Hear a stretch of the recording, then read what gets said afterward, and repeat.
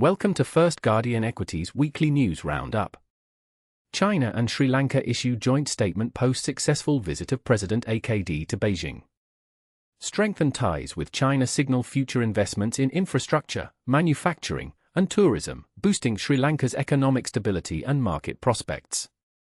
Sri Lanka signs 15 MOUs with China, President Xi Jinping pledges backing.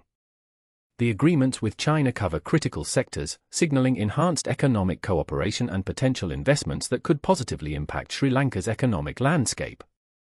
Sinopec signed deal in Beijing for $3.7 billion refinery in Hambantota, PMD. The refinery project with Sinopec promises to enhance energy infrastructure, attracting investments and driving growth in the energy sector. She calls for fostering new highlights in China-Sri Lanka cooperation. President Xi Jinping's call for deeper collaboration signals expanded trade and investment opportunities in infrastructure, manufacturing, and services. Sri Lanka aims $18.2 billion in export revenue for 2025. An ambitious export revenue target highlights growth potential for export-oriented industries, supporting investor confidence in Sri Lanka's economic recovery. Workers' remittances up 10% to $6.5 billion in 2024. December gives high $614 million boost.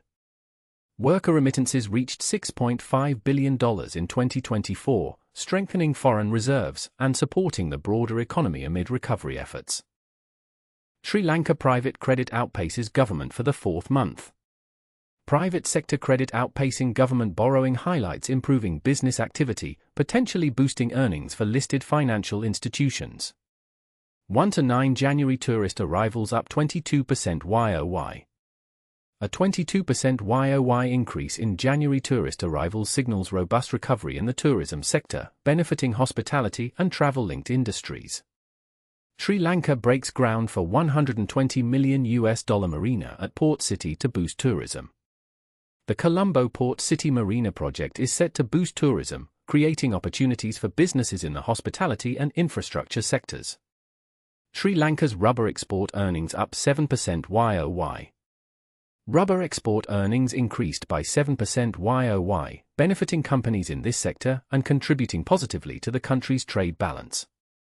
Finance Ministry announces wider relief measures to SMEs. Relief measures for SMEs aim to stimulate economic growth and support businesses, indirectly benefiting sectors reliant on SME activity like finance and retail. Local palm oil sector could save $84 million in forex annually. Optimizing the local palm oil sector offers potential savings in foreign exchange and supports the agricultural industry.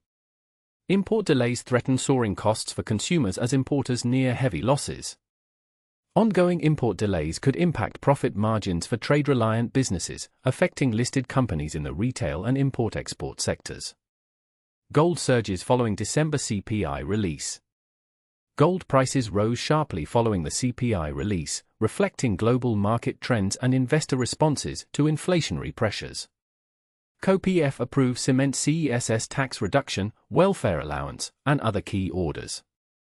Tax reforms, including a reduction in the cement CESS, aim to support construction sector recovery and enhance housing affordability.